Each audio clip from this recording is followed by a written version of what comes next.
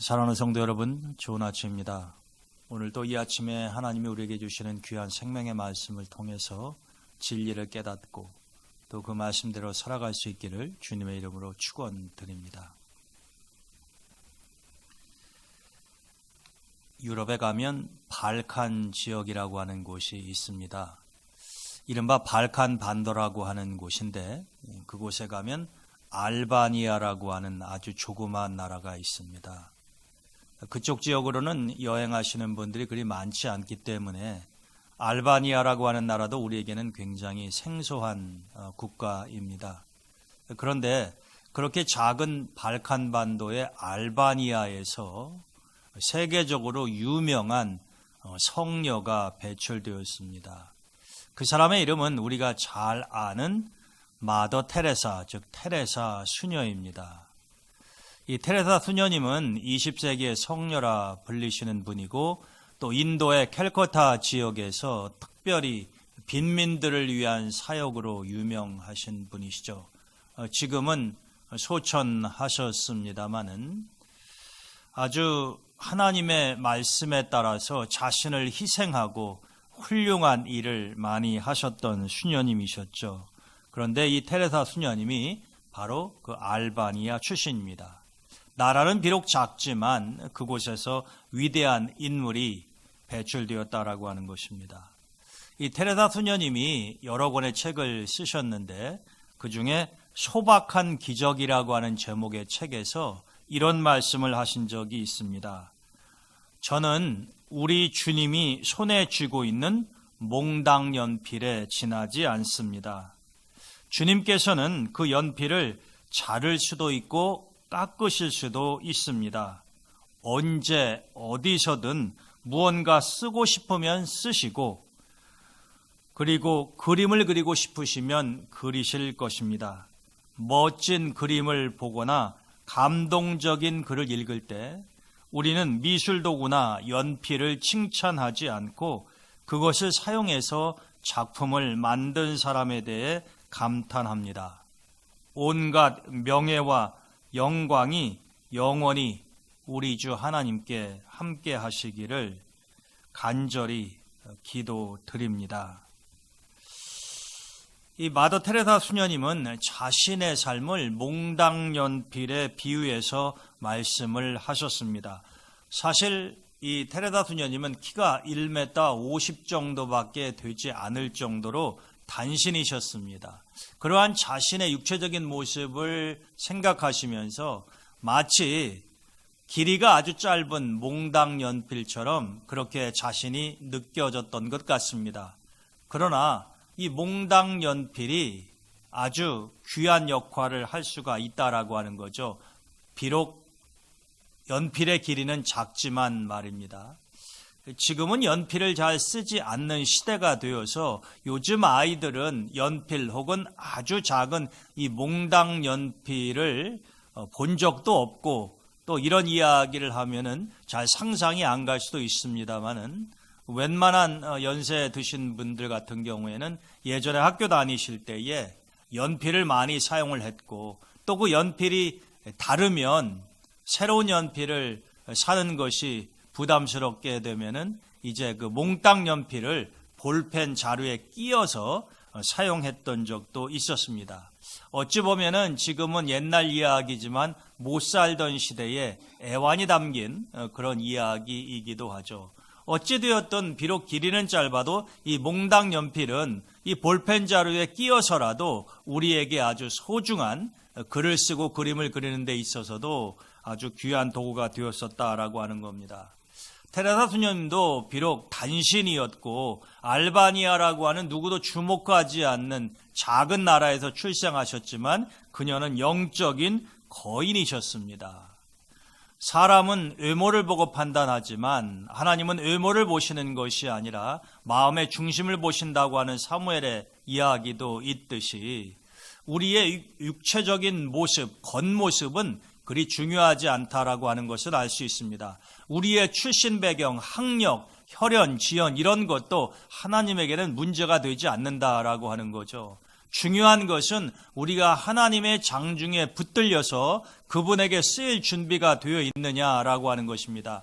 마치 몽땅 연필이 비록 작기는 하지만 아이들의 혹은 주인의 손에 들려서 귀하게 쓰일 수 있다라고 한다면 그 몽땅 연필은 자신의 사명을 다하는 것이 아니겠습니까? 오늘 하나님께서 우리에게 주시는 이 사사기 본문의 말씀은 기드온에 관한 이야기입니다. 이스라엘 백성들이 미디안의 압제 가운데 있을 때에 하나님께서 그들을 도와주시기 위해서, 구원하시기 위해서 사사 기드온을 부르셨습니다. 우리가 사사기를 보게 되면은 이스라엘 공동체가 어려움에 처해 있을 때마다, 고난을 당할 때마다 하나님께서는 사사들을 세우셔서 그들을 도와주지 아니하셨습니까? 삼손을 포함한 아주 유명한 여러 명의 사사들이 있고 기드온도 그 중에 하나입니다. 근데 하나님이 기드온을 부르셔서 내가 너를 사사로 세워 쓰겠다라고 말씀하셨을 때 기드온은 그것을 믿기 어려워했습니다. 오늘 본문 하나님과 기드온의 대화를 보면 이렇게 되지 않았습니까? 여호와께서 기드온을 향하여 이르시되 너는 가서 너의 힘으로 이스라엘을 미디안의 손에서 구원하라. 내가 너를 보낸 것이 아니냐 하시니라. 하나님이 이렇게 말씀하시니까 기드온의 반응이 아주 뜨뜻미지근합니다. 뭐라고 이야기하느냐면 기드온이 이렇게 이야기를 하죠. 기드온이 하나님에게 대답하되 오 주여 내가 무엇으로 이스라엘을 구원하리까? 보소서 나의 집은 므낫세 중에 극히 약하고 나는 내 아버지 집에서 가장 작은 자이니이다. 이렇게 이야기를 합니다. 그랬더니 하나님이 기드온에게 이렇게 다시 말씀하십니다. 내가 반드시 너와 함께 하리니 내가 미디안 사람 치기를 한 사람을 치듯 하리라. 하나님은 기드온을 보내시면서 내가 너와 함께 할 것이기 때문에 너는 능히 미디안을 물리칠 수 있다라고 말씀을 하시지만 처음에 기드온은 그것을 믿을 수가 없었습니다. 자기는 므낫세 지파 중에서도 가장 작은 집안에 속한 사람인데, 즉 자신이 그러한 일을 할 만큼 능력이 있지도 않고 집안 배경이 좋지도 않다라고 하는 것입니다. 그런데 어찌 제가 그러한 일을 할 수 있겠느냐라고 하는 것이지요. 기드온은 자신의 의적인 부분에 근거해서 이야기를 하는 것입니다. 그렇지만 테레사 수녀님의 경우도 마찬가지였듯이 이러한 의적인 조건들은 하나님의 일을 하는 데 있어서 그리 중요하지 않다라고 하는 것입니다. 내가 비록 작아도 하나님이 나를 크게 사용하실 수 있다라고 하는 것이죠. 내가 비록 힘이 없어도 능력의 하나님이 나를 덮으시게 되면은 하나님의 권능으로 모든 일을 감당할 수 있게 된다라고 하는 것입니다. 우리는 그러한 예를 성경을 통해서 무수히 많이 볼 수 있지 않습니까? 모세가 하나님의 일을 하기에는 너무나 늙었다고 생각이 들 수 있는 80세에 하나님은 기라성 같은 많은 젊은이들이 있었음에도 불구하고 모세를 부르셔서 그를 사용하지 아니하셨습니까? 처음에 모세도 내가 아닙니다. 나는 그런 일을 못합니다. 라고 거부를 했었죠. 그렇지만 하나님은 모세를 사용하셔서 출애굽의 역사를 이루셨다라고 하는 것입니다. 다윗도 집안이 별 볼 일이 없었죠. 그렇지만 하나님은 그런 다윗을 택하셔서 그에게 능력을 덧입히시고 이스라엘의 가장 위대한 왕으로서 존귀하게 사용하셨다라고 하는 것입니다. 따라서 우리가 이러한 말씀, 이러한 역사적인 사례들을 볼 때에 비록 내가 의형적으로 보잘것이 없다고 하더라도 그런 것에 대해서 주눅들거나 그런 것 때문에 상심하거나 좌절할 필요가 전혀 없다라고 하는 것이죠.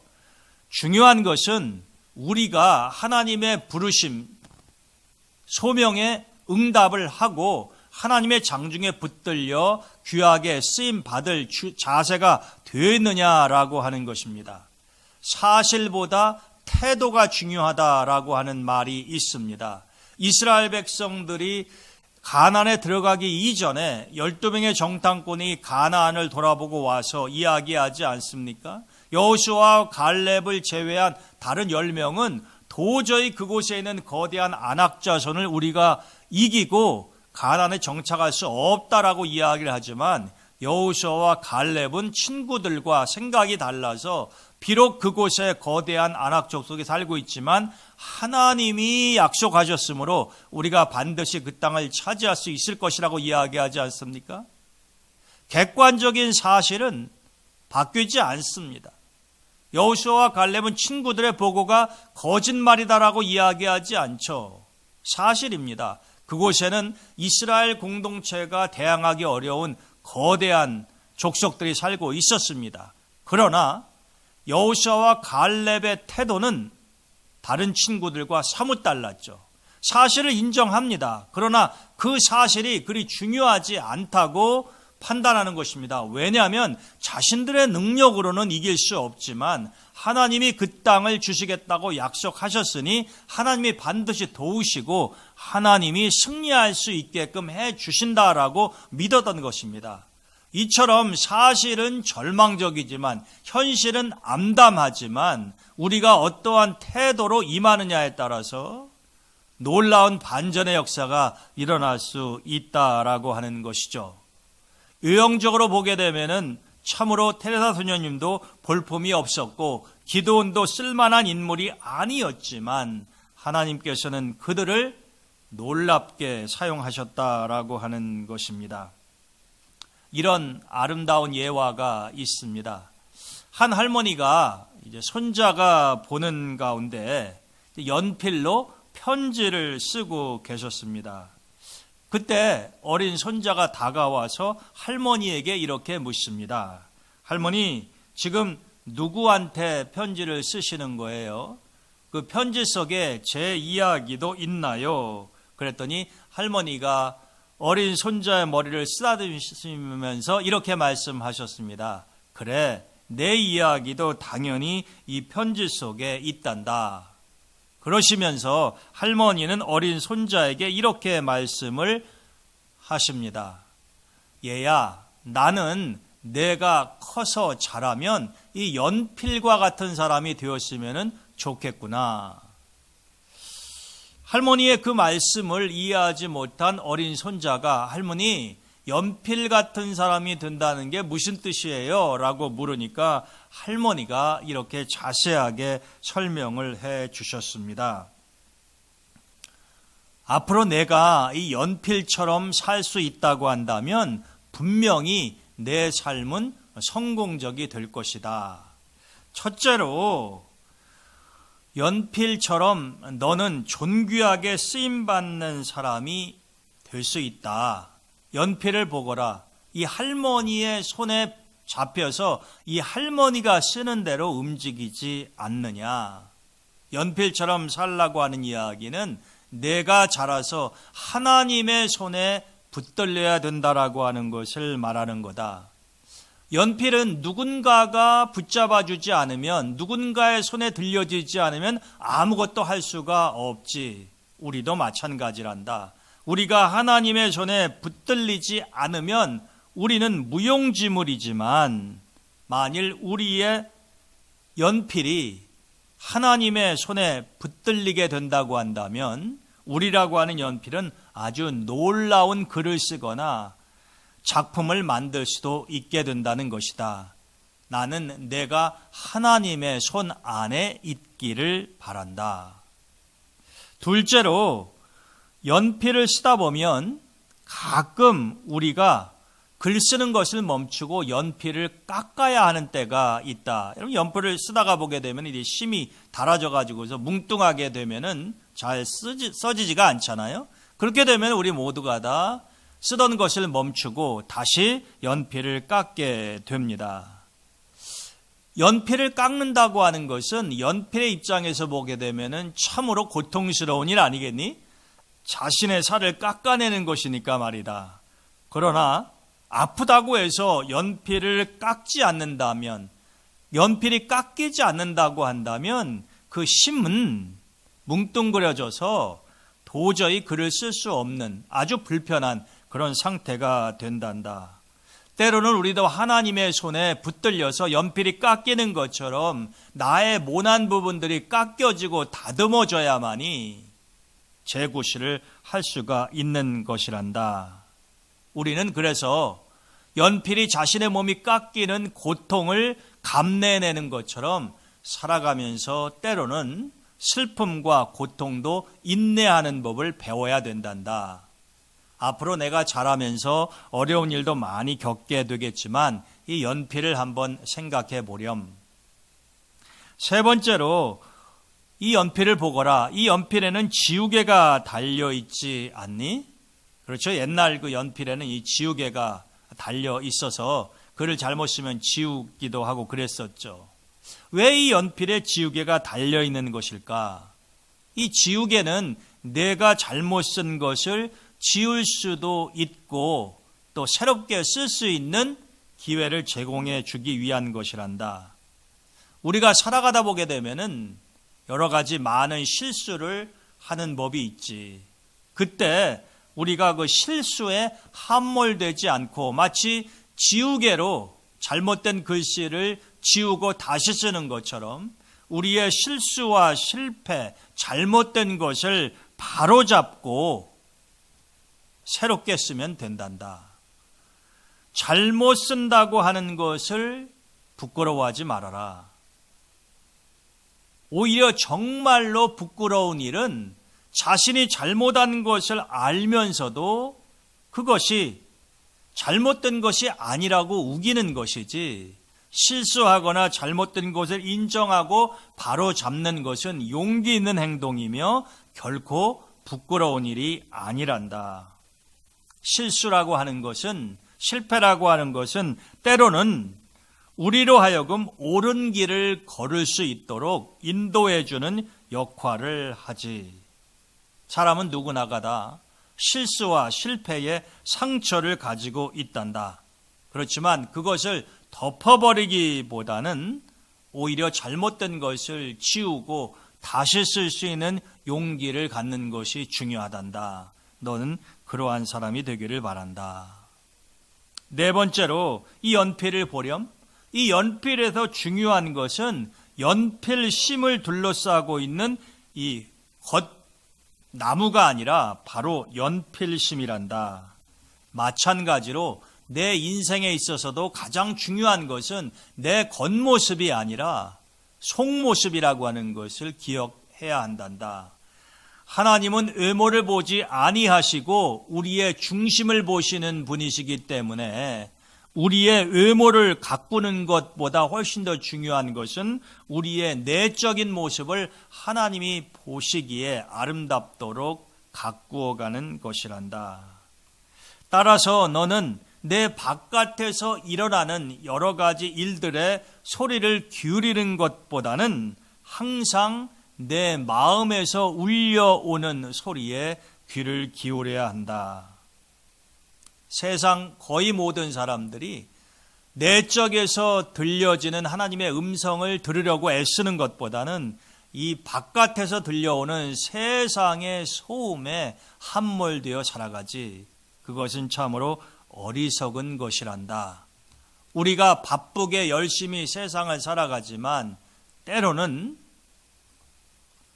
가던 길을 멈추고 하나님께서 내 마음에서 들려주시는 그 소리에 귀를 기울이는 것이 중요한 것이란다.